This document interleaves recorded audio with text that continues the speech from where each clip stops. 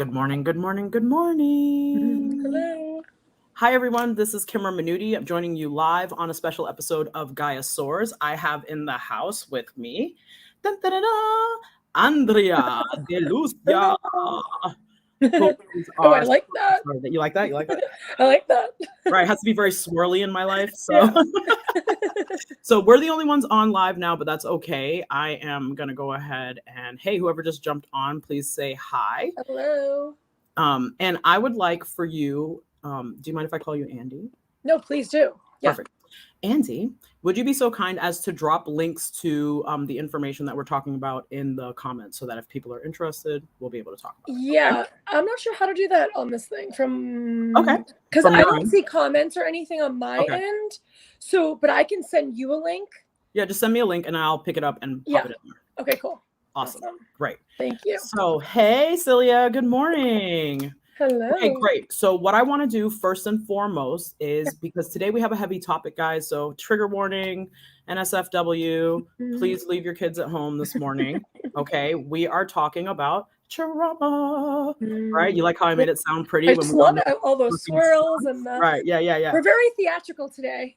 Just very dramatic. It's a very Scorpio energy, and I'm just like, I feel big. We have big hair, big energy. I know, this hair is, I need to make it bigger. Right. Like, look, it'll be flat tomorrow. Don't worry about it. So what I want to do, guys, is just so that we're all ready and in a good place. First and foremost, I want to warm up our voices because we're going to have some conversations and we want to make sure our throat chakras are nice and clear. Yeah. So I want everybody put your finger up to your mouth like this. And you're going to buzz.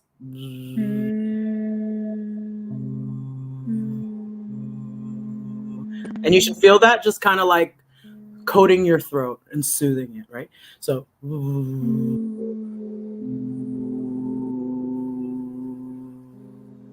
it's kind of soothing, right?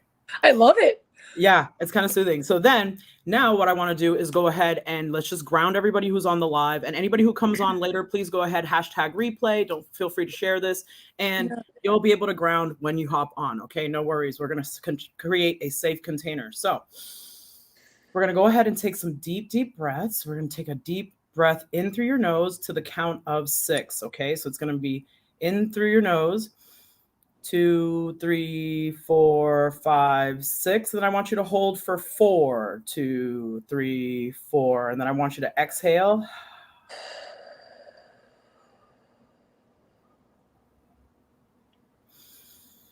And then hold it some more. Okay, now take a deep breath. Hold that. Exhale.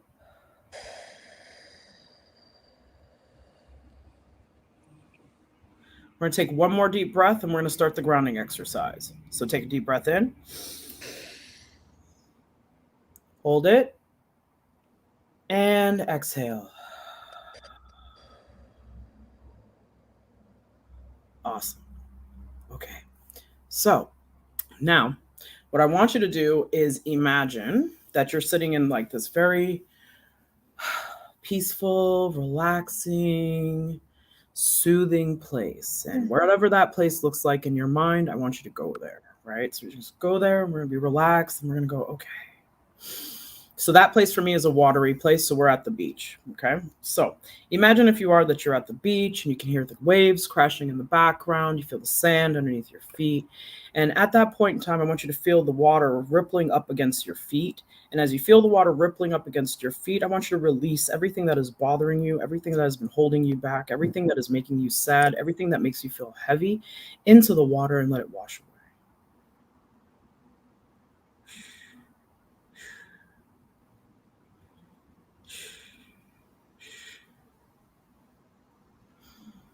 And as you feel everything wash away through your feet, I want your feet to dissolve into the sand and turn into water itself and drip all the way down into the center of the earth.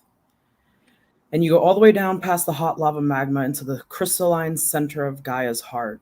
And as you sit there, I want you to anchor your liquid energy into that area. Okay? And as you feel yourself floating in that space and you feel supported and loved, I want you to draw that energy back up through your watery energy crevices and all the way up through the earth, up into your feet, up into your knees, up into your thighs, up into your hips, and into your belly. I want you to draw it all the way into that heart space and leave a big ball of watery love in your heart. Okay, it's going to be coating and soothing and cooling all of those jagged, heartbroken pieces you have there. Okay. The next thing I want you to do is I want you to take a moment and I want you to lift your arms up. I want you to stretch, stretch, stretch, stretch, stretch. Put your arms up like a big, beautiful tree. Put all your branches up. Stretch out your leaves. And feel airy and alive. Feel breathless and excited. And I want you to go ahead and connect to the sun. Go ahead and connect all the way up to the sun and feel energized and supported and protected by your masculine energy. Okay? And I want you to bring that masculine energy back into your heart, down through your head chakra, through the brow chakra, through your throat, and into your heart. I want you to anchor that tree root there into the water so that it's beautifully nourished. Okay? And when you have felt all of that, when your tree is being nourished by the beautiful watery love in your heart, I want you to put a nice, beautiful bubble of healing, greenish blue water around you so that you're always filtering nothing but beautiful, loving, healing energy in this space today. And with that, I want you to go ahead and settle back into your body. I want you to feel your fingers. I want you to feel your shoulders. I want you to feel your arms, your butt, your toesies, and we're back in your body. Okay? How do we feel? That was good. Like you need water. Drink some. Yeah. Everybody drink some water. I got stuff like coming up. That's good. That's good. It's a lot of like clearing that you can do. Like it's really helpful. That felt good. That felt good because I don't think I've stopped. So this was good. Right. Like, got to take a moment to recenter yourself, to balance yourself so that you're able to do the work that you do. Yeah. So perfect. Now let's talk about what you do. So tell us about your new book and how you got there. Okay. What's the name of the book? So it's How Do I Deal with My Emotions? Okay. And I will, do you want me to send it to you afterwards? Okay. Yeah. So you can get it on Amazon, but basically, oh God, how I got here, such a loaded question. So anyways, I am a trauma-informed mentor and I help people heal lineage cycles of pain and trauma. Okay. And how I got here was because I am a trauma survivor myself. I've experienced, narcissistic, emotional, sexual. I was emancipated at the age of 13 years old by the state of Massachusetts. Oh. And so, through my own trajectory, I married, I grew up. I didn't turn out so bad, but there was a lot of things in my life that just didn't add up, right? I was always repeating behavioral cycles and I was sick. I have a chronic illness. And so what really led me to my own healing journey was because I was so sick and I knew my body was wake the fuck up. Something's wrong with you. And it's not just with the medical people, not that I have anything against the medical people, but the westernized medical kind of whole thing is a little messed up and we bypass root causes of stuff. And I knew that there was a root cause of why I was so sick, that it wasn't just you have IBS or IBD or digestion issues or anything like that, that it really started because I was not attuned to as a child. And attunement is so important. So if there's any parents out here or teachers or coaches, you really want to make sure that you know how to attune, that you're attuned and that you can attune to others. And really what that means is that you are giving a safe space.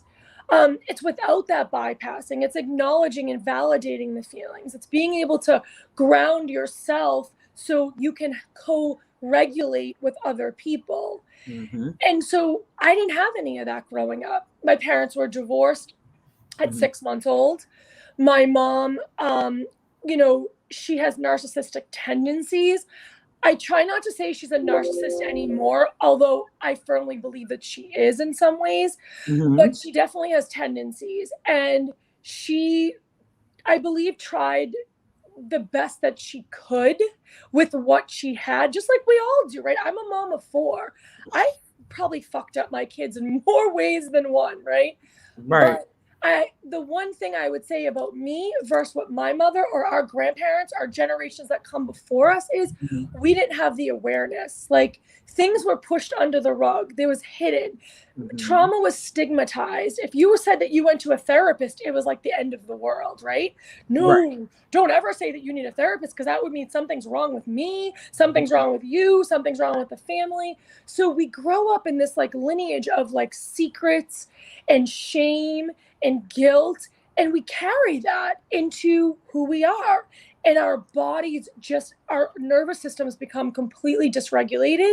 And so when we try to go start businesses or have families or, you know, have the relationships that we desire or, you know, achieve the goals, we can't. And it's not because anything is fundamentally wrong with you. It's because of the trauma that's stored in the body. Correct. So the work that I do really is to get to the heart of that trauma. I am an intuitive. And I intuitively can feel trauma. I can see trauma. And I have just inner knowing, like, that you've gone through something that is now stored in your body, in your chakra system. And the work that I do is helping you release that. It's finding the stuck points in your life that has really compounded the trauma for you. So it's not just what has been done to you, but it's the story that you have made because of it. So what's the narrative that you're looping to the story, right? So it's like, what is that story? Like, is it abuse? Is it the abuse that traumatized you? Yes. But what is the story about the abuse that is really telling? That's right, exactly. That's compounding that trauma. Okay. So we live through our story. We live through the narrative. Our brains are wired to that narrative, keep us stuck, to keep us fucking in a loop all the time. Our bodies are actually wired to protect us. However, in that protection, we get stuck in these automatic stress responses like fight, flight, freeze, fawn, and then pursuit. And through these trauma responses, they're just so automatic that we're not able to. Apparently, it's a trauma response in progress. Clearly, we got the energy going. So does that make sense? I just want to stop for a second because I gave you that's perfect. I actually wanted to touch on that because that's what I deal with in my coaching on on a side note, right? Like, the side note is that what I find is people have trauma in their lower 3 chakras. So what I do is I address gut, mind, and heart.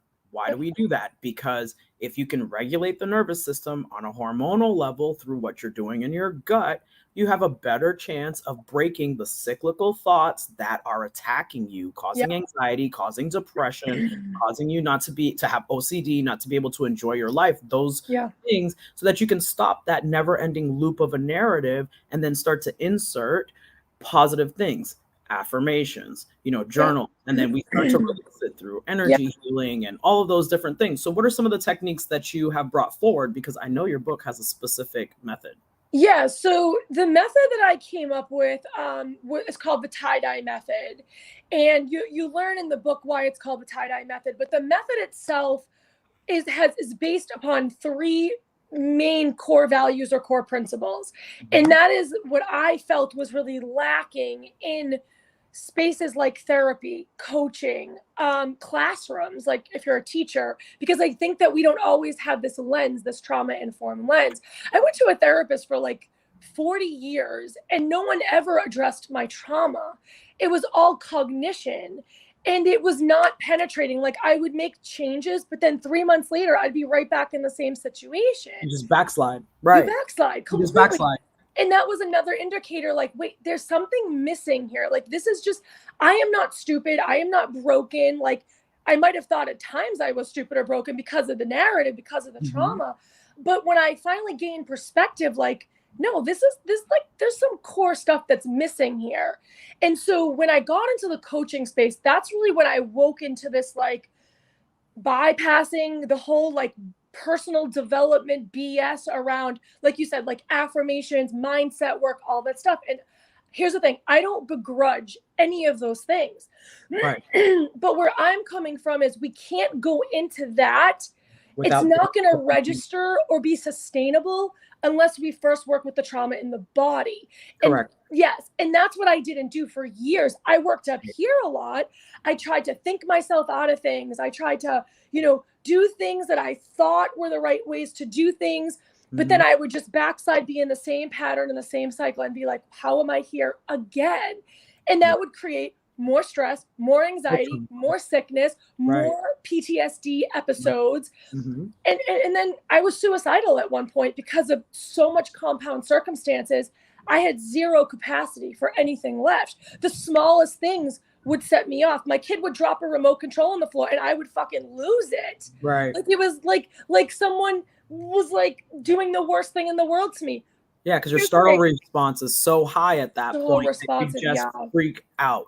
Yep. And people are like, why is she freaking out? It was just a spoon on the floor. No, it was the spoon that was the edge of, the laundry not being done, the bills not being paid, all the kids being sick, the husband doing this, like your boss came in, your business isn't doing that, your client did boss, and they're like, oh, but it's just a spoon. And you're just like, no, it's not. I can't breathe. Right. Exactly. I remember this is a true story.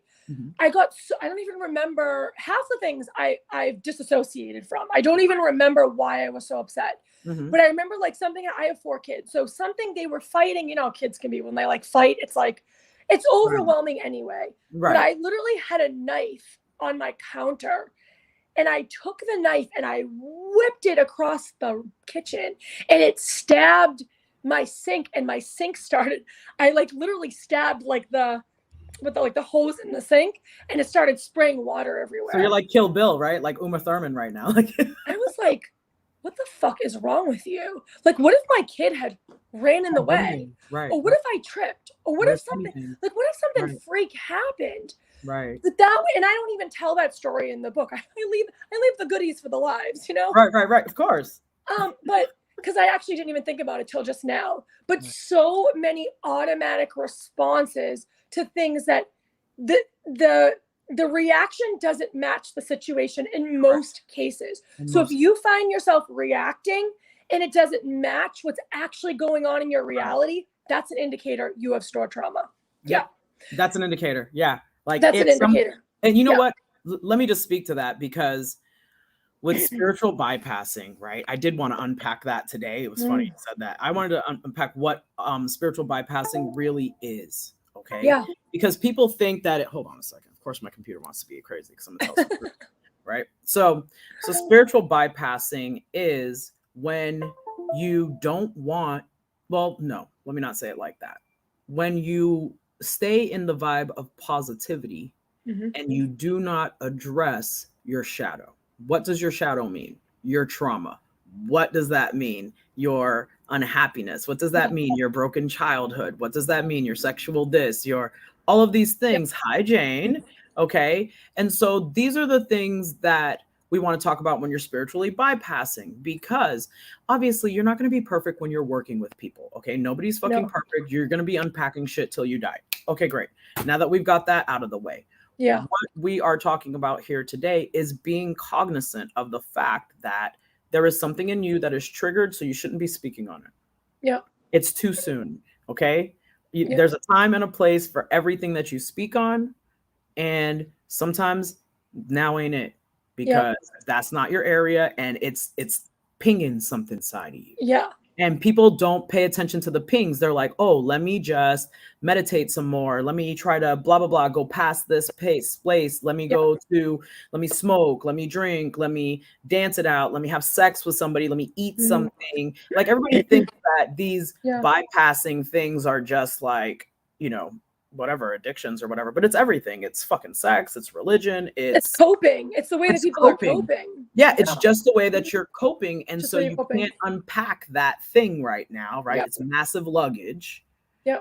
And you don't want to open that box. So instead of opening that box, you're going to skip to the Maloo over here to something more pleasant and focus on that. And that'll hold you for a little bit. But this this piece of luggage is going to come back and explode in your face, and you're going to have to deal with it. Yeah, right? Absolutely.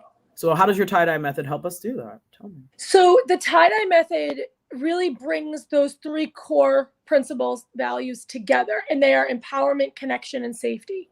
Okay. So like you were saying with the spiritual bypassing, first of all, it's not our job to fix anyone, but it is our job to be able to be aware or to acknowledge that there's trauma present. That's what trauma informed really is. It's being aware, like you said, the pings, that's so important. It's like your own alarm system is your own indicator that something doesn't feel right. When I first started mentoring people, I could not work with sexual abuse. Why? Because I was sexually abused. So I wasn't ready to go there. I had to stay in my lane. It was too triggering for me. I was attaching. Because I'm also open emotional. So I was taking on all the shit and taking it in, but I didn't even let myself go there. As soon as someone was like, I was sexually abused, or I felt that there was sexual abuse, I was like, I'm going to refer you to someone else just because I'm not there yet. It took me months with my own work, with my own mentor, with my own therapist, before I could understand, like, I don't have to be healed in this arena. I never may be healed in this arena. However, I can compartmentalize now. I can work with someone and I can bracket my experience with them. I can say, here's me, here's the thing, and here's you. It's kind of like the Dirty Dancing movie. Like, here's my space, here's your space. Right, yeah. And we don't have to intertwine. There doesn't have to be like a codependency built between us. There doesn't have to be this intransference and countertransference. None of that. And I might be talking in big words right now, but these are the words that we really should get familiar with if we're working with people, because I see a lot of transference and countertransference in the industry, a ton of it. And it's because hurt people are trying to heal people. And it isn't working. It isn't working. And so my method, what it does is the first value is empowerment. It's really after you recognize that there's trauma, it's empowering the person to see that they got their own shit inside of them to heal themselves. Like, they don't need to pay you thousands of dollars. Let's get that straight right now. No one needs to pay you $100K to work with you ever. That is a desire, a choice to work with someone because they might have been there before, or they have tools that you don't have tools right now, right? But everything that you need is right here. It's right here. The problem is, and you could speak to this, I'm sure, is that when we have trauma, our intuition is clouded. Our perspective is clouded. We don't hear ourselves. We don't trust ourselves. So we need someone else to be like, check in with them. Is that right? Am I good? Should I do that? Make that decision?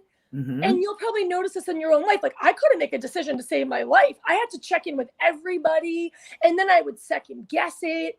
And then I would be like killing myself thinking like I made the wrong choice. It was bad. It was like a bad cycle for me. And so when I empowered myself, I realized like I might fuck up. I might make the wrong decision, but I'm safe. I'm okay. I'll live through it. Look how far I've already come. If I make a bad decision, I know tomorrow I can make a better decision, right? So it's really about empowering people, not disempowering them by saying, I can heal you. Fuck you. No, you can't heal me. I heal myself. You can support me on the healing journey. I want that. I have mentors. I have therapists that do that as well. I want some people hire me because I get in the ditch with you and I'm there with you. But I don't stay there. I show you how to get out of the ditch. And if you choose to stay there, that's on your own.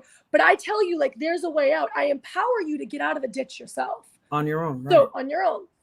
So connection is the second part. And connection's not just the connection like we think about, like connecting with people. I mean connection with you. Trauma disconnects us to our body. Our mind and body, like your mind, body, heart, like gut, mind, body, all those things have to stay together. They don't work if they're not connected.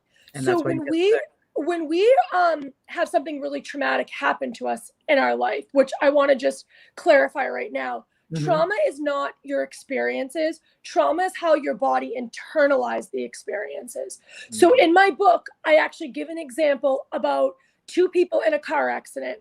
They walk away from this accident. Both of them are totally fine. But a couple of days later, one starts getting visceral response from their body, like I don't feel good, headaches, body aches, nausea, digestion issues, that is an indicator that there was trauma already in their body, and this triggered the trauma and it reacted from that place. Exacerbated it. Yep.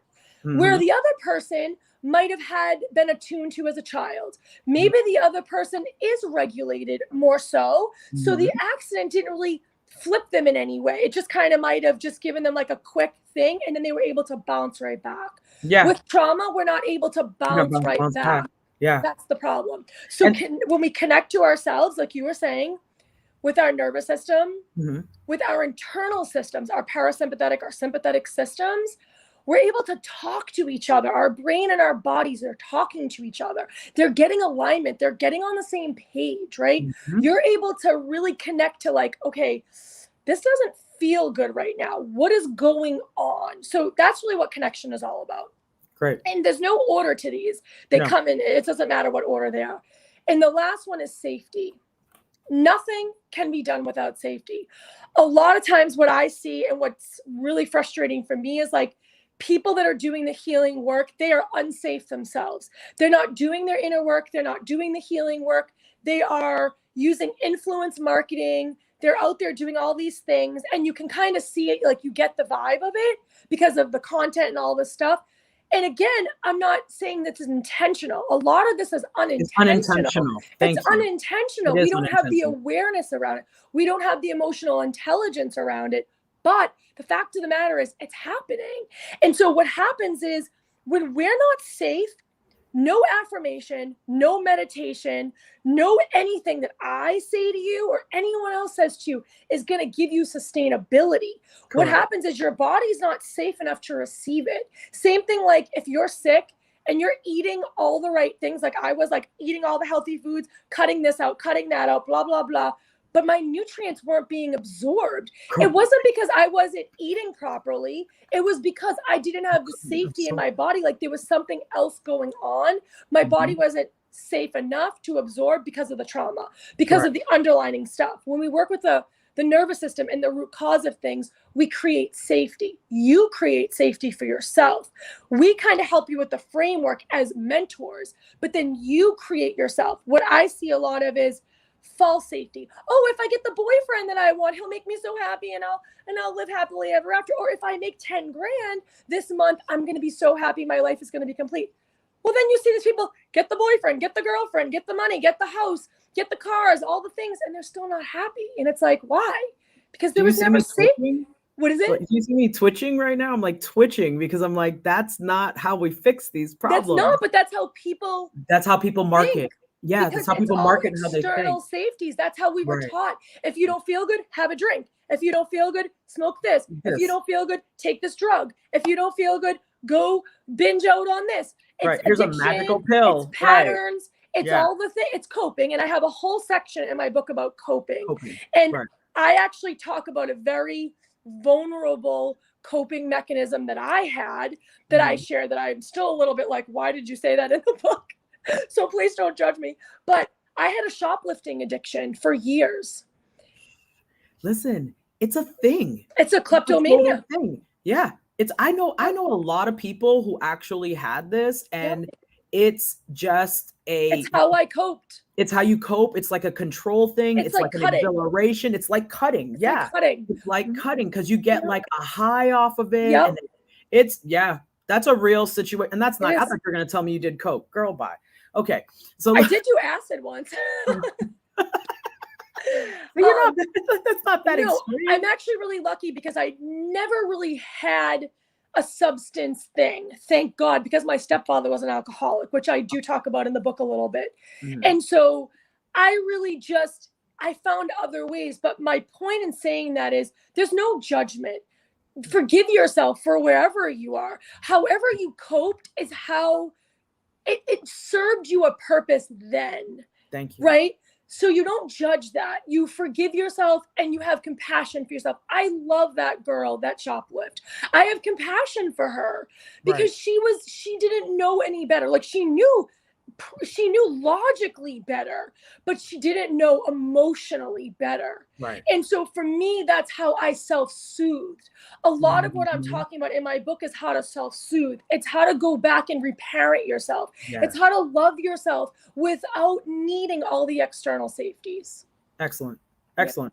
Yeah. And that's basically what I take people through in my coaching, because the first module we go through in my Moldavite Effect program is self-awareness. And then the second one is self-accountability. And then it's self-responsibility, because once you're accountable for what you've done, good or bad, now you can manipulate it, right? But until you are able to fully accept every piece of the crap that was done to you and not identify as it, right? You are not the things that were done to you. That's something that has to be said 1,000 times, you know, like you are not the sum of the things that were done to you. You are an individual who is still a beautiful soul, who has survived horrible things, and who is still standing here doing your best for others and yourself, right? Like, that's beautiful. We applaud you for being here. Thank you. Thank you for having me. Yeah, like that's what it is. That's what trauma survivors really are. You're not a broken, fucked up human being who deserve these things because the law of attraction says you attracted them to you. No. You might be clearing up some deep ancestral healing. I was gonna say, I'm here to break the fucking cycle. We're breaking the cycle. I am right. Here. More than likely, that's what I want to say. You know, if you're watching this, more than likely you're here breaking a cycle, and it's ripping you up inside and out. And it's not easy, and it hurts. It hurts a lot. Because so much comes up through that, and you experience that level of pain that probably no one else has experienced. Hey, babe. So I mean, it's a serious situation. Like, it's a serious situation. So let's talk about a couple of. We have time. Yes, great. Let's talk about a couple of the ways the body expresses the trauma, so that people are aware. Because I don't know about you, but when you have trauma, people don't allow you to cry about it, right? So I don't know how many of us have like oceans of hurt that are packed deep down, right? That you have never been able to express. And that's a serious situation. So what are some other things that you think that people are, you know, how do people express this? So I think that we've grown up, and I'm not going to say, I think our generation for sure, and generations before us have grown up where feelings were a bad thing. Like, feelings were stigmatized. If you're a boy, you shouldn't cry. You have to be the man. You have to be strong. I have an 18-year-old son. I'm like, cry, baby, cry all day long. Like, I love when the guys cry. But I also think for women too, that we are conditioned to some level that we have to hold it together. Like, we have to walk out the door and be so put together that no one knows that we're in pain, right? So we wear our pain like a badge of honor. And I think what's important is to allow yourself, not saying that you should be like verbally diarrheaing like all your problems everywhere and crying every minute of the day. What I'm saying is, like, allow yourself, schedule yourself time to feel into it. If something comes up, instead of bypassing it, instead of being like putting it on the back burner because it's going to fester and it's going to boil over eventually, you acknowledge it. Like I always say, just because the thought is there doesn't mean you have to engage with the thought. It just means like it's there. You don't have to be the thought. You don't have to get into it. It doesn't have to drive the car. You can still be the driver, but let it ride passenger seat. The fear, the scarcity, the sadness, the depression, whatever it is. You don't have to say, I'm not going to feel this because it's bad and shameful. You can say, I see you, I hear you, and I'm gonna feel you, and make time to feel it, because feeling is healing. And that's one thing, like I couldn't cry. And I wrote in the book as well, I couldn't take a deep breath. And that was one of the things that I realized was wrong with me. I was like, not wrong with me, again, not fundamentally wrong, but I was so high functioning in my life. And so many people are like this. It's survival mode. And when I actually like went to the gym and they were like, we were learning like how to breathe better or whatever, I couldn't take a deep breath. It was like something was stopping me from breathing. It's like you have a constriction. Yeah. And I had asthma and all this stuff. Like everything. Yeah. Everything. And I'm telling you, since I've been doing this nervous system work, since I've been working with my systems, I can take a deep breath now. And that to me has been transformational because my health has gotten better because I breathe better. Yes, absolutely. And that's a huge thing. And now that's a huge thing. What I just want to say as well is we also can use breathing as bypassing. So have you ever noticed when somebody gets hurt or when your child is crying, the first thing you're like is, okay, honey, it's okay, just breathe. It's okay, just breathe. That's actually detrimental. Oh. It's detrimental. However, the reason why is because we are trying to avoid the feelings that are coming up. So we're telling them to breathe through it. Right. What you want to do is get them into a place where they're calm, and then it's okay to feel this way. It's okay to cry. It's okay to feel sad. It's okay to be angry. And through that attunement, they will breathe naturally. They will just start to breathe in a regular pattern. Okay. But we do a lot of bypassing with breathing, and we have to really make sure that it's not a way to bypass the pain, but it's just a way to ground ourselves back, right? Right. So, and get to a calm state. But you've got to also acknowledge the feelings that are coming up. Right. Right. You have to because I used to do that with my kids all the time. Like, oh, just breathe. It's okay. Just breathe. Right. And then when I learned that, I was like, oh, okay, that makes sense. Like, not to do that. For me, and not to interrupt you, for me, when I always say just breathe, I come from the perspective of understanding that we're almost never breathing properly, first of all, as women. Totally. Yeah. Like women in general do not breathe appropriately. And that's why we have dizzy spells and all this other stuff, because we're always constricting our airway, damn near always. And it's always been a fashion thing, right? So men make this fashion and then we are stuck in it and it's never to our advantage, right? Yeah. So for hundreds and thousands of years, we're not breathing properly. So my consistent thought pattern has always been for my child to open her airway to allow in oxygen, because I know she's not even getting it properly. Yep. You know what I mean? And I love that. And I didn't know that. I didn't know that about women at all. It's, if you read a study on it, it's the craziest thing. I didn't know that. One of the things that I'm going to launch next year is something called quantum flow, because I'm learning quantum flow practitioner, so I could help that. And it integrates breath work with movement, and so I'm like bringing in that gut health, with the movement, so that it's fully integrating into the body, because it's so hard to get these emotional responses out of your body. It's so hard because they're automatic. They're automatic. And what I want to say to that whole breathing thing, because that's so interesting, is here's the dance, I believe. Right. If we're just telling people to breathe when they're having a traumatic experience, that's not the key. Integrating breathing before the traumatic experience, like what you do with your daughter, that's the key. So reminding them to breathe before crisis, right? Everyone thinks when crisis hits, then we all go into this like, what do I do? What do I do? Hitting rock bottom, what do I do? Right. How about we do things before we hit rock bottom? So we don't have to. Yes, exactly. Like I believe we can avoid rock bottom. Like, let me tell you, some rock bottoms are healthy, but I do believe that for most of us, we allow ourselves to stay in that suffrage too long. And then we hit rock bottom and we're like, we have to work a lot harder to get back up. Why not practice these things that we're talking about? Empowerment, safety, connection, with all those things integrated with the breathing and everything before. Do the nervous system practice before crisis. That way you have the capacity to handle it. My book is not about preparing you to be in butterfly fairyland, like you're never going to have problems. I'm very real about saying this book is to provide you the tools that if you are in the thing, you can help get out of them, but it's proactive. It's about being proactive. It's about preparing your body for trauma, because look what we've just experienced in the pandemic. No one could have predicted that. And boom, there's going to be a huge aftermath of trauma because people don't have the capacity for it. And not to mention just the simple fact that the pandemic uncovered all of other people's hidden traumas. That's right. Like, my life is perfect. No, it's not. I have to spend 18 months in the house with my wife and my kids. And I realize I freaking hate them. And that's what's been happening. I hate them. I hate myself. I hate my job. I can't do this. The standards that I set for myself, I realize now they're unrealistic. They're not even what I want.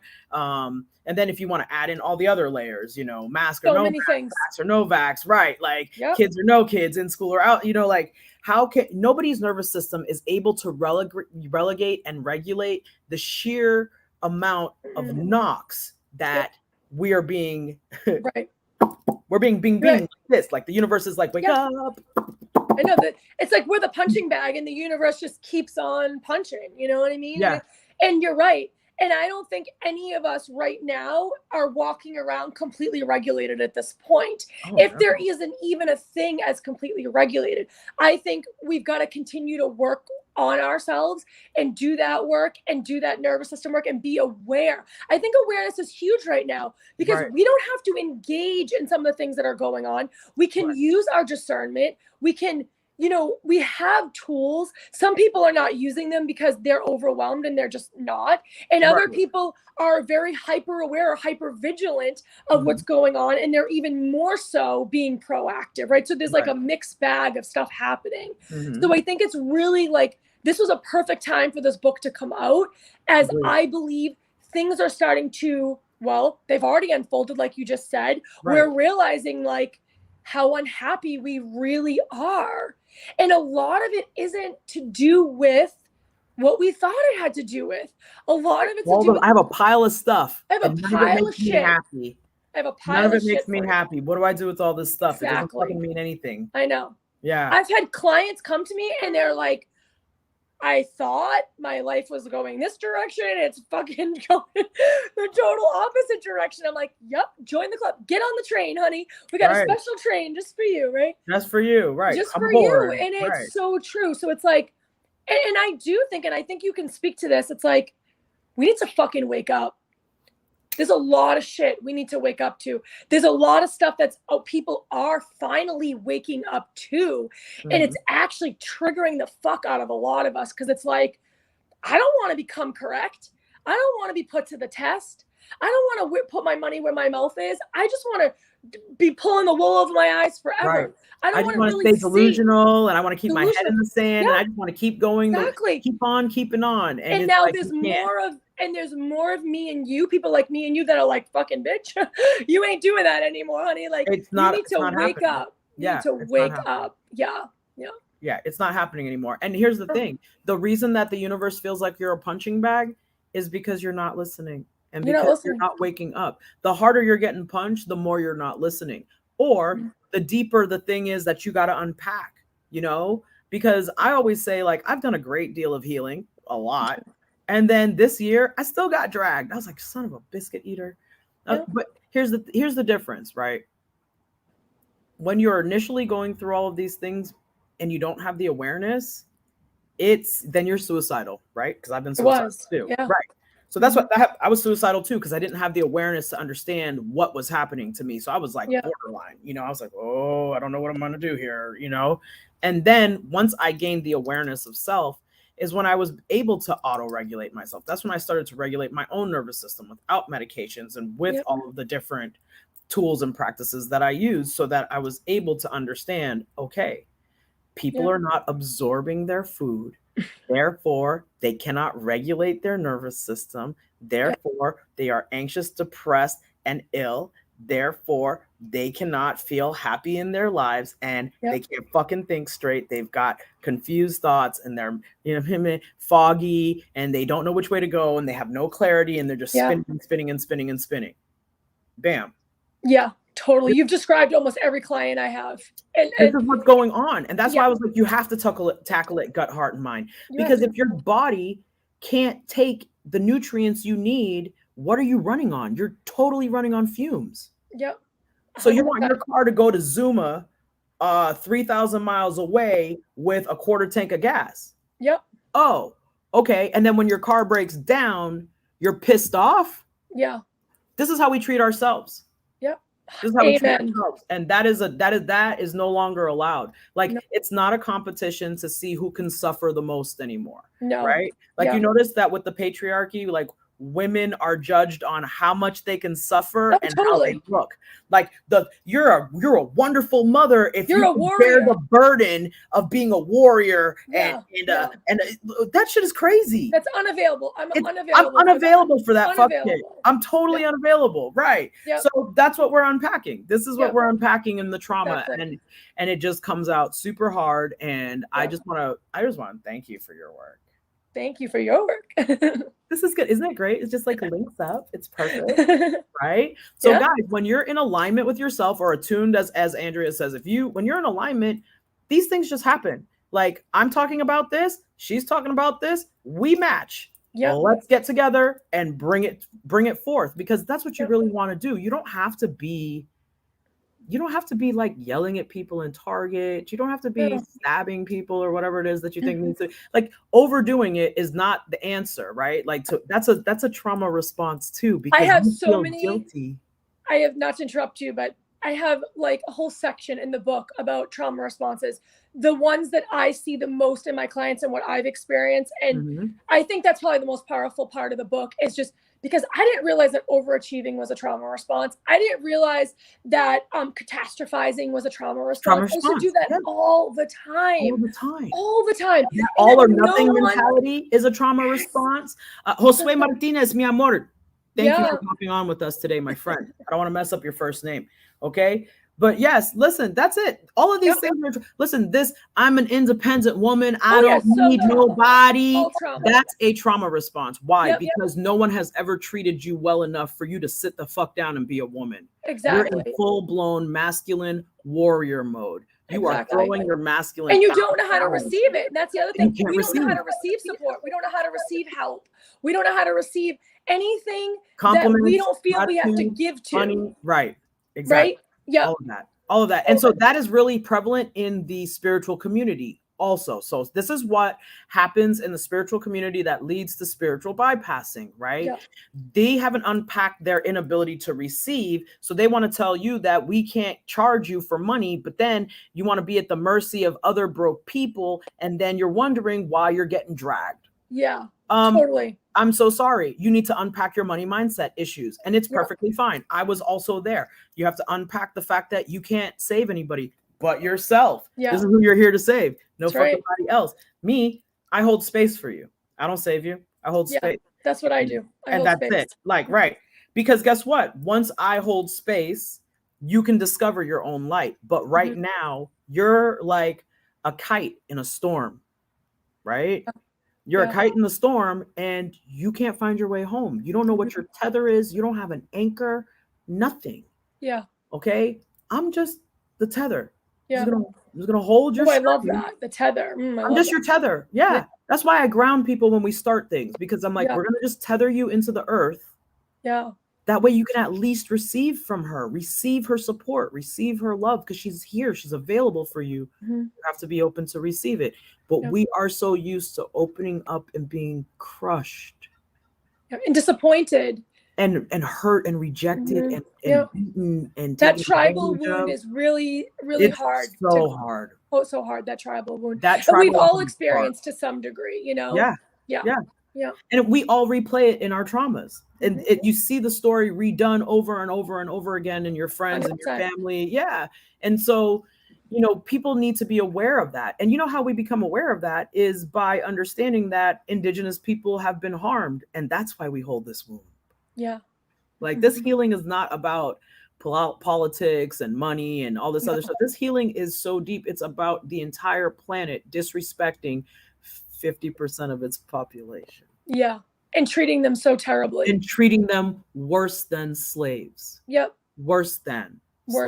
We can treat ourselves worse than slaves. Because we have embedded it into our minds because we've 100%. Been treated poorly for so long. Yeah.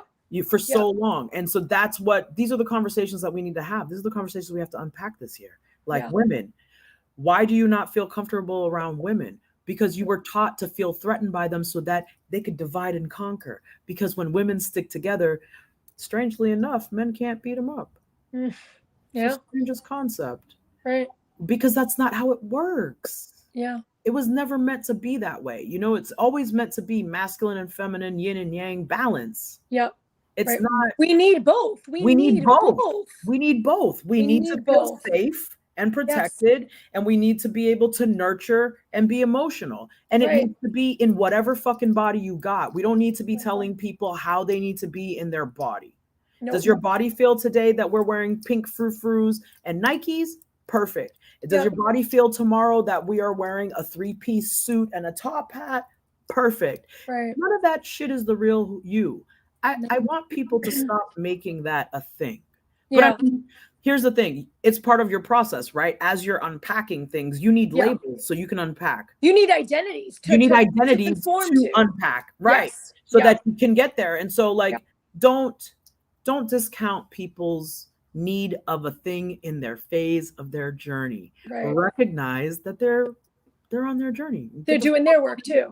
And you've got to allow people to go on their journey. So many times we want to fix other people. We give this fixing energy, like, oh, fix this, fix that. Like, oh, I'm going to stay with this person. I'm going to make it better and fix them. No. They have their own journey. Like, you need to just create the space for yourself to do your own work, and then let them go do their thing on their journey, and you do yours. We are egotistical as children, but as we grow up, we become like, oh, slaves to everyone and everything. And it's like, they're enabled now because you are now the slave to them. You know what I mean? Like, let them go on that journey. Let them figure it out. That's not fair. It's like mothers who hover around their children. Yes, like helicopter moms. Listen, let your fucking kids fall down. Because if they don't fall down, how will they know that they're able to get up? You've crippled them by not letting them fall. You're crippling them emotionally by not letting them fall. There's a Japanese proverb that says, I fall 7 times, I get up 8. Yeah. Simple as fuck. Right. Let them fall. You fall, you get up. You fall, get up. You get up. Not mommy runs over to you like, oh my God. And then you're instilling like this insane, frantic energy to a very normal process of life. You're gonna fucking fall 56,000 more times between now and your death, my dude. If you're to do it at 3, how are you gonna get through life? You're screwed. You're screwed. So parents, as we're doing this, you need to be more conscious of allowing your children their empowered identity and not tying them to your past trauma. Because that's what it is when you're operating from your trauma. Because I was doing that with my kids. Yeah, me too. Raising them because yelling. Are you a yeller? Those wounds. Yeah. What is it? Were you a yeller?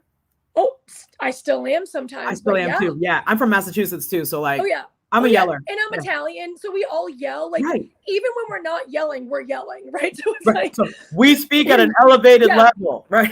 My son's like, everyone says I'm the loudest. I'm like, I am the loudest. Like I totally get it, and now I fucking own that. I'm like, it's totally fine, right? But what I mean by operating in that trauma is like my own wounds were like fearful. Those fears that I had, I projected onto the kids, and it stunted them from figuring out their own path. You know what I mean? Like now I'm aware of that. I do better, but there's still times that I got to check myself, and I'm like, is this coming from you, the grown up, or this coming from you, the 16-year-old that didn't have the attention or did make that mistake or is fearful? You know what I'm saying? So there's like, everyone has parts. We're not actually all whole. We have parts. And there's part of us that still always needs some sort of healing, and that inner child part. So if we're operating from that child part, we're not in the driver's seat, really. We're not in the driver's seat. We're not in the driver's seat. Right. Yeah. Right. So I have a thing that I've been doing where I kind of have like a formula in my head, right? That brings all of my parts together. So, because as a mom, you're like 800 people, right? Yeah. You're like a whole factory by yourself. So, amen. So I have to integrate, the mommy, the business owner, the spiritualist, the channeler, like the educator, because I do some homeschooling for my kid, like therapist, doctor, and then I got to feed her and she needs clothes. What the heck? Yeah. Great. Right. So we're integrating 9 different things. So what I ended up doing was taking this kind of a formula in my mind and realizing that when I'm dealing with my child, regardless of all those parts, they need to snap together, because the focus person, the person that I need to speak to my child right now with love, is mommy. Yeah. And when I came to that understanding, because I have my mind works in like little codes and like blah, blah, blah, blah. And so like all of a sudden it was like the Matrix, mommy. And I was like, oh, I can do kung fu. Like, like, oh, right, yeah. All of a sudden I was like, holy shit, I'm here. And so that's what I've been learning to do, is understanding, okay, this part, but the end goal, now how do we make them all meet? That's integration. That to me is what we call healing. Okay. It doesn't mean that you're perfect. No, I was going to say that. Yeah. Always do that. It just means that you know the formula, and say 70 to 80% of the time you apply it correctly for the situation, right? Like a solid 70, bitch. Like you need a C. We're good. Okay? Yeah, we're good. We ain't no A's over here either. This is not an A+ sort of thing. Like you got a C in life, you're fucking winning. Let's go. Winning. Yeah. Right. Exactly. You know, so that's what I think about. I think about, okay, let me coalesce this thing. And when it comes to my daughter, I need to conscious with love of whatever it is I'm talking to her about. Okay, that's mommy. And then we click into that setting, you know? I love that. And sometimes I'm good and sometimes no. Sometimes I'm a masshole. Well, the thing is, your kids are your teachers. They choose you. Man, so I actually parent from a place of now without judgment. Before I judged myself all the time. But now when I have those human moments, I intuitively click in like, okay, do I need to apologize? Do we need to have a conversation? Do I need to make them aware of what's going on? And I let my intuition guide me with that.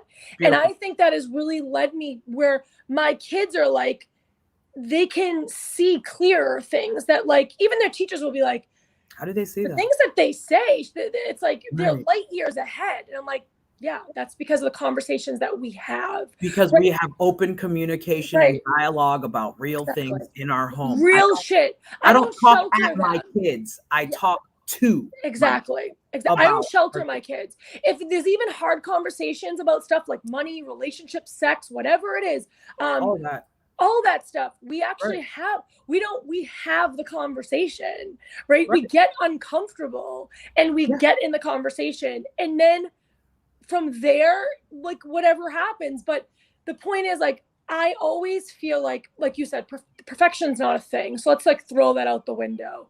But I always feel like if you are present in your interactions, you've aced it. You've aced it. You've aced it. Yeah. That's all you need to do. If you are present in your interactions, you've aced it. You've aced it. Like if you can put your phone down, look your kid dead in the eye, and really sit with them and unpack what's bothering them. Doesn't care if it takes 3 minutes. Yep. You did it. Like you fucking won parent of the year today. Let's go. You did it. Right. You fucking did it. That's all that matters. High five. Like, high five. Yeah. Seriously. For sure.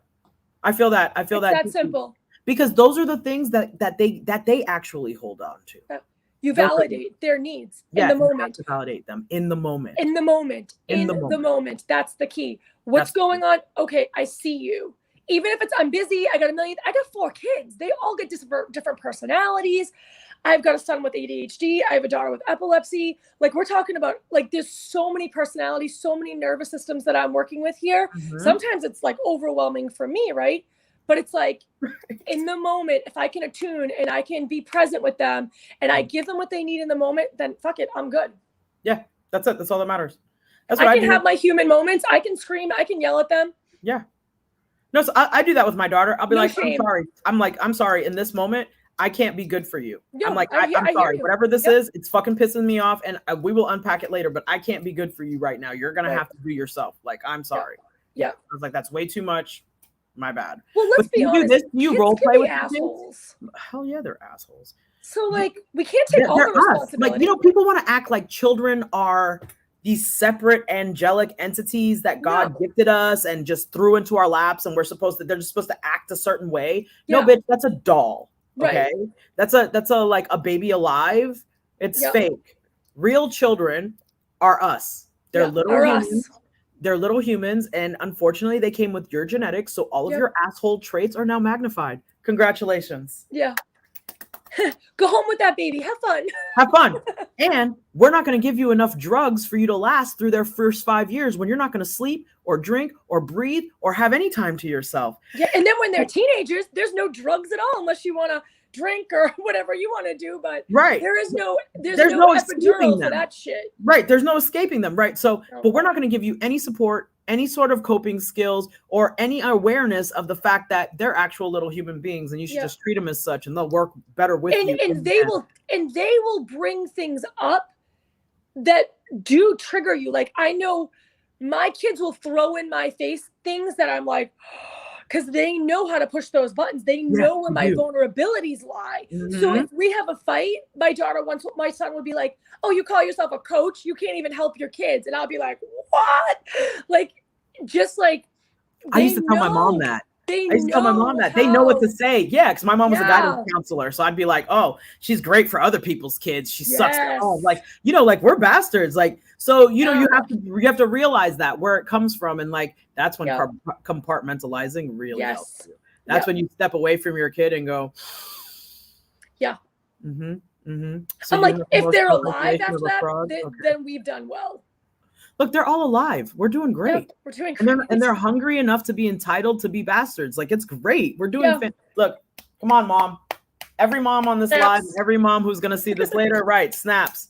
Like, you guys, you're kicking ass, okay? We're fighting uphill with very few tools. We are. And you know what? It's hard. And it's hard.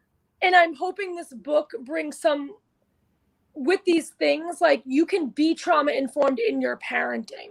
You can have that trauma-informed lens as a parent. And that's definitely supported me with my kids. Or even like with, just say you have a spouse and like they parent differently. Like, my husband will let things like build up and then he'll fucking blow. And I'm like, you can't do that anymore. Like, this isn't good. Like, we need to like make sure that they have the capacity, because like, their nervous systems are going to be so out of whack if you just blow up like that. He's never like touched them or anything like that, but it's like the whole, that's scary. Yeah, but that energy is just as scary. Yes, it's scary energy. It's scary. And so I've had to help my husband see like that way, because he grew up that way.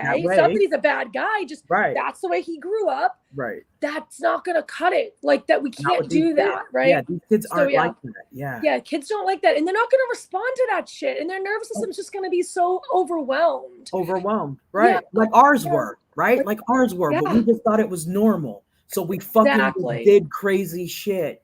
But the reality is none of that was healthy for any of us. And our society shows and we're paying for it. Right. We're paying for it. People are like, oh, the world is so blah, blah. Let's hurry up and go back to the way it was. Hello? Yeah. What are you looking at? What? I'm sorry. Are we complaining about the same thing? Oh, or is this like your circular relationship that you just like to bitch about and do nothing? Yeah. Oh. Yeah. Oh. I see. That's the narrative you're running? Okay, cool. So real quick before we leave, because this was freaking amazing. I'm really, really grateful. But as a trauma-informed coach, do you just see people's narratives, like when they post things online? Do you just see it? Is it like impossible for you to not see their like narrative? Oh, you see my shit that I say. Yeah. I know. That's why we were vibing so hard, because I was like, I can't unsee your freaking traumas when you're speaking to me. Yeah, and it's not worth me even unpacking online. Like, that's how I look at it. I'm like, oh, so that's what's pinged in you today? Yeah. Yep. Oh, I can see it. I can feel it. The energy of it. 100%. Yeah. I'm like, yep. And again, it's normal. It's all good. But if you're not coming correct with it, it's not going to be to your advantage. Yeah. It's not to your advantage. Like, it's not to your advantage. Like kind of what you said, like, I always say, it's not your fault what happened to you, but it's your responsibility to heal. It's your responsibility. Right.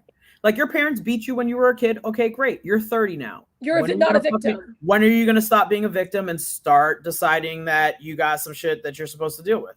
Yep. Like, so when are we going to start that process? You're going to keep blaming them until you're 50, 60, 80, dead? Yep. Really? You're going to waste your entire life blaming someone as opposed to just being like, fuck that, I'm over it. Let's just do something about this? Yep. No? Oh, okay, cool. Right. So... And there's a lot of victims. Like, there's a lot of victims. There's a lot in their victimhood, living in that victimhood.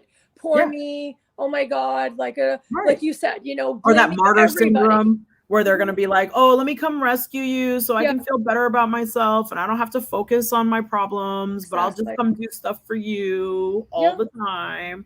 Yep. That's a trauma response. That is. Go fucking home and mind your own damn business.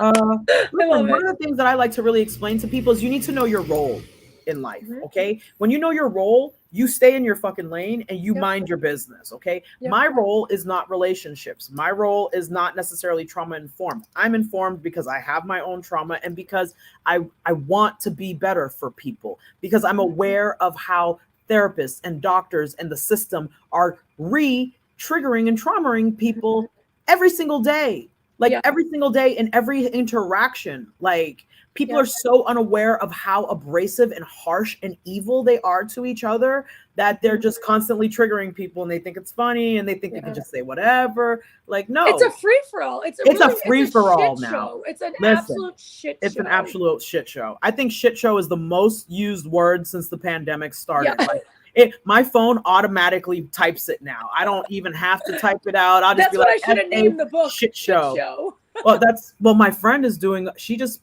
did a book and she's doing a podcast called The Empath Shit Show, which is, I'll tell her about you. You should go on there. Oh, I love that. I'll link you guys. Yeah. So, I mean, just real quick, I just wanted to say to you guys, you need to understand your role. And this is why a coach is to your advantage. Because when you're in a traumatic situation, you have no clarity. You're in a free fall and you can't remember who you are. Right. You can't remember how beautiful your light is. And you can't even see it anymore because you're so buried in the darkness, you don't know you're the light, right? So that's when a coach is there to help you out. We're not shining a light on you. We're allowing your light to shine because you're so deeply buried right now. Yeah. You don't even know you have light. Yep. Okay. 100%. That's what we do. That's what we do. I come in and I just I'll blow on your little flame so that it doesn't fucking flicker out in the middle of the storm. I hold on to your kite string so you don't blow away and we never see you again. Yeah. Yep.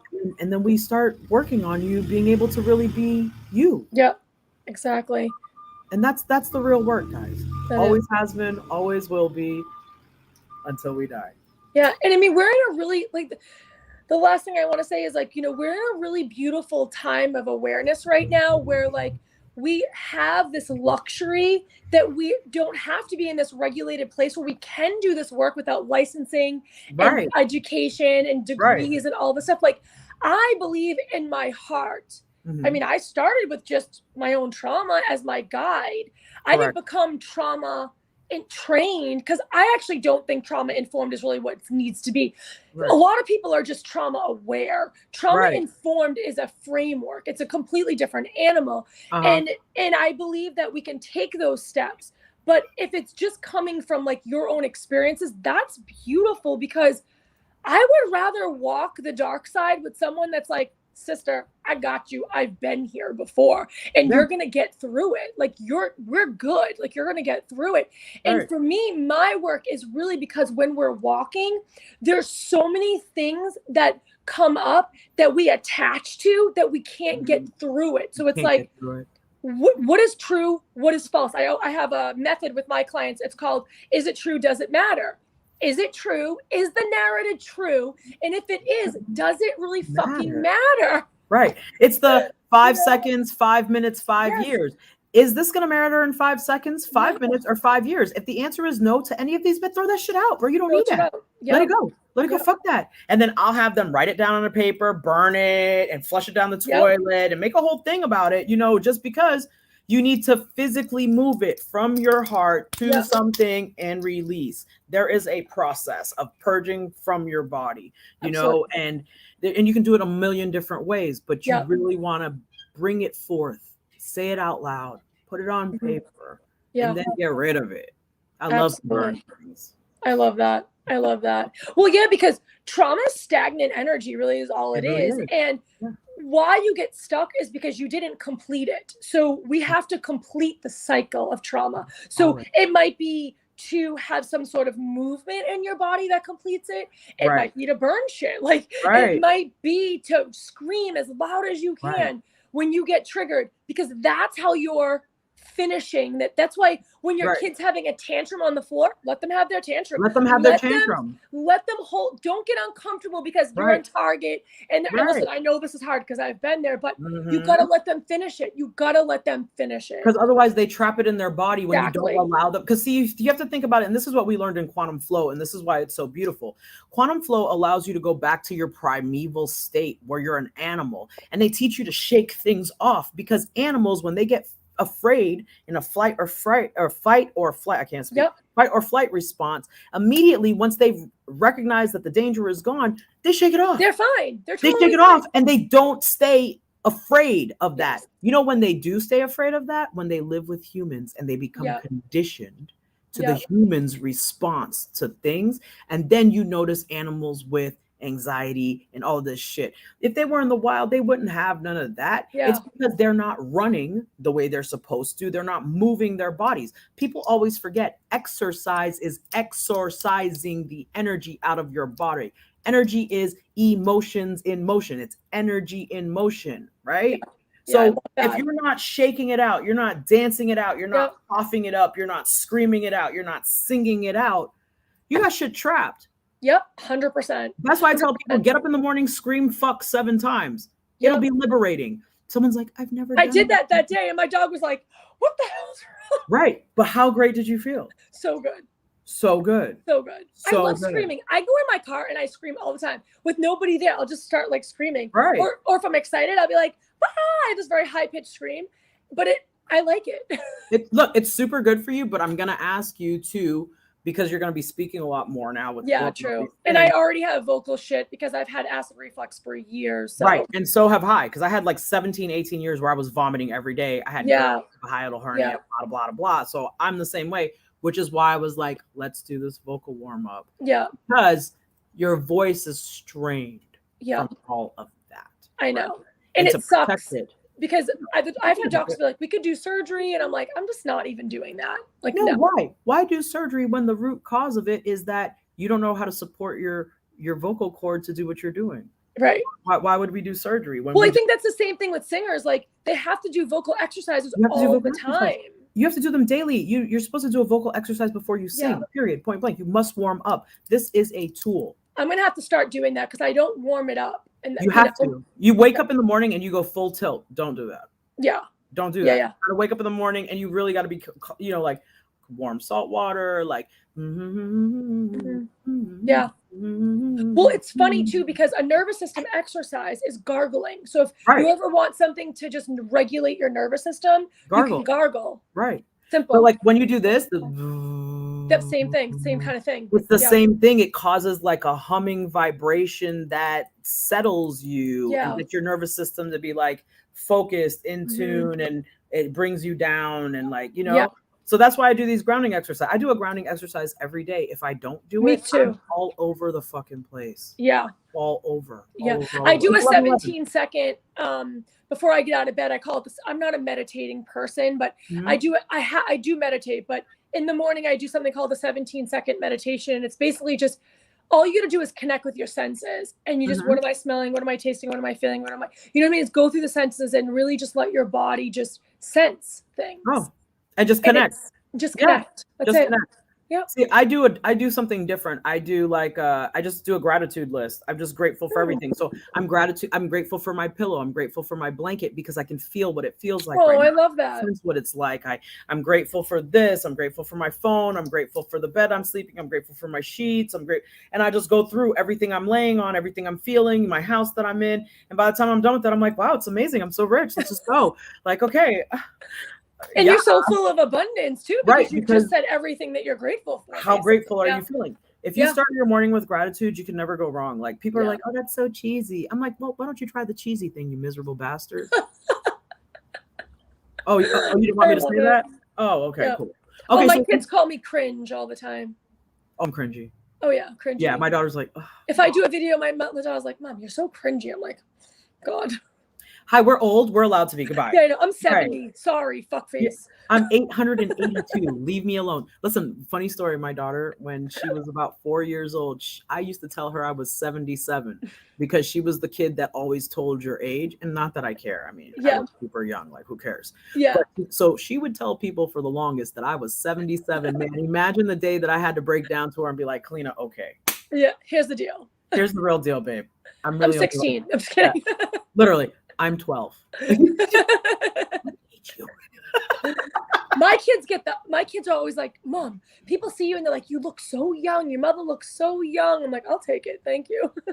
They carded me this morning. I turned 40 tomorrow. They're like, if you look like you're tomorrow, I turned 40 tomorrow. Oh, I turned 44 on the 19th. So we're yes, like, girl. Look at us. Scorpio. Look, crushing this age thing. These Gen X babies. Okay. That's because we're doing our nervous system shit.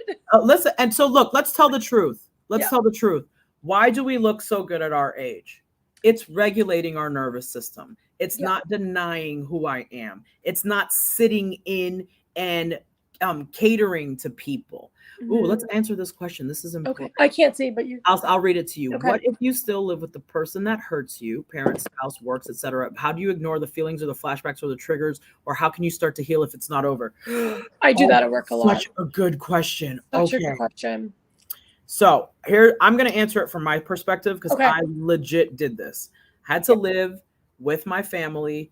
And although I love them dearly, they are my trauma trigger people. Of course. Most parents. Most are. Yeah, most are. My mom is the hardcore perpetrator of my trauma. Yeah. I love her to death. Right. But I had to live with them for 7 years because of what I was going through with my awakening. Yeah. And I'm going to give you the real truth. I prayed every day.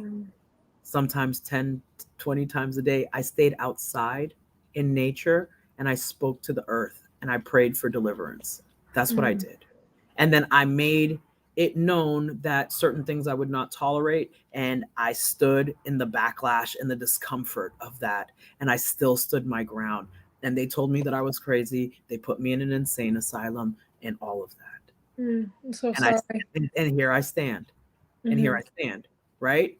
And now my mom backhand compliments me and tells me, wow, God, how come God's letting a prophet like you go, Mom? And I'm like, oh, Mom, why are you mismanaging? Like, why are you micromanaging God, Mom? You're his supervisor? Like, really? Like, oh, so you got pull like that, Ma? Yeah. Like, all the prophets and what God's going to do with them? Great. Good. Thank you, Mother. Right. So, these are the things. It's not easy. It's not easy. And honestly, it's a lot of prayer and it's connecting with people who understand what you're going through, mostly online. I've never met half the people on this live who I love with like dear heart. I've not met any of them physically in person. We've only met online. I've met Celia once, and that's it. Elena's all the way across the country or across the world. Where are you actually located? Me? Yeah. I'm in Boston. Well, right outside of Boston. You're in Boston with the rest of my family. Yeah. Who knew? Yeah. Right. And I'm in Florida. So it's like these things, the synchronicities bring us together. Like I'm from Boston, you're from Boston, and we're talking about how people get screwed over. Let's fix it. Totally. Let's fix it. So yeah. So I'm sorry, Josue, there's not a simple or easy response to that. Yeah. Honestly, the truth is a lot of faith. A lot of faith is what has carried me through. The faith that first and foremost, I'm not broken. Yeah. The faith that there's something greater out there for me. The faith that I have gifts inside of me. They just need a home. Right. And once I find that, then we're cool. Right. Yeah, totally. And then this understanding that just because I was born to these people doesn't mean that I have to stay with them. Yeah. And that's okay too. That's big too. Yeah. And that's okay. Just because they're your family doesn't mean that you have to fuck with them. Right. And you can set boundaries while being in someone's space, like while being home with them. You can have your own energetic boundaries that are unavailable. Right. I feel a lot of times when we have situations like that, because I have lots of clients that have spouses or family members or children, even with their children that trigger them so much. And I think it's finding your own internal safety. So I love that, like, prayer, grounding, what works for you, where are you safe, and then going to those safe spaces. Go to that safe space. And if you can leave, then looking at I always say to people, I don't know how old this person is, who's talking, whatever, but I always say, like, look at your situation. And are you staying somewhere because you're benefiting from it? Because there's always a payoff. Mm-hmm. Even when we don't like where we are, we're there because there's a payoff somehow. Right. Maybe it's convenient. Maybe they're flipping the bill. Maybe it's, I need help with my kid. Maybe it's like, if I leave, they'll come after me and friggin' kill me. So that's a payoff, right? That's a payoff still. That's a payoff. Alive. That's your safety is a payoff, right? And none of this is being judged or wrong. I'm just putting it out there, right? So for you to say, okay, what is my payoff by being here? And if you're at the age where you can make the decision and you're capable of leaving, then the first thing is you should go. If it's not serving you, if it's an unhealthy space, you go. If you're staying there and you have no choices but to stay there, then you've got to find your internal safety. Yeah. However that is. And honestly, that's what I had to do. That's what I had to do. For 7 years, I was incapable. I was unable to leave. And your boundaries. Boundaries are huge. I had to build very strong boundaries. Me too. And I had to really make sure that I had a room that I could lock myself into. And I spent a lot of time driving my car and not being around those people, and a lot of time outside in the yard where nature could, affirm me in a manner that felt good. Yeah. Because I went through my whole awakening by myself. There was nobody. It was just me and these demons and these angels and all of these weird sensations and all of these things. Yeah. And everybody was like, "You're crazy." And I'm like, "No, but I see the destruction of blah, blah, blah." And they're like, "You're crazy." I'd be like, "No, I'm not crazy. You're actually the crazy one." Yeah. And so now look, fast forward 8 years later, I'm the damn guru. Yeah, I know. Wow. I know how that feels. Wow. Yeah. I'm the black sheep. Now I'm the one who's clue. Right. Yeah. I was the crazy person, but now I'm the one who knows what's going on, because y'all still have your heads buried in the sand, and I'm willing to confront the reality of what the fuck is happening. Right. And that's cool if you don't want to do it, but just know that when you don't confront it yourself, the universe forces you to confront it, and that is a ugly place to be. Yes, 100%. I 100% ask you to be more courageous today, and when you see something ugly, address it for yourself. Don't let the universe address it for you, because the way they address it is not cute. No, not at all. I ain't got nothing else to say about that. It's pretty bad. So true. It's pretty bad. So true. Yeah. If we allow the external things to take over, they will. And they will wreak havoc on you. They will wreak havoc. They will. That's why you've got to check in. You've got to instill that safety first. Yeah, perfect. Yeah. I love that. I love that so much. This is great. Thank you so much for coming out. Guys, the book is called, tell me what the book is called again. How Do I Deal with My Emotions? How Do I Deal with My Emotions? You can get it on Amazon. I will drop a link on this after the live, and you guys can go out and get it. And Andy would be very happy to have you support her. And of course, support yourself, because I want to be real. Everybody's like, well, trauma is a specific term used in therapy for people who have blah, blah, blah. Hey, if you're a human being in this time, you've been fucking traumatized, period, point blank. This book will work for you. Okay, goodbye. All right, great. All right, like, cut. Like, mic drop. Right?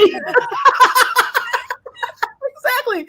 Mic drop, and we're out. Like, have you been in this world? Like, it's rough out here. So, they do this thing on TikTok, right? Like, put up a finger. Oh, I got to put my hands God. TikTok shit now. Yeah, TikTok shit. Look, that's traumatic for me.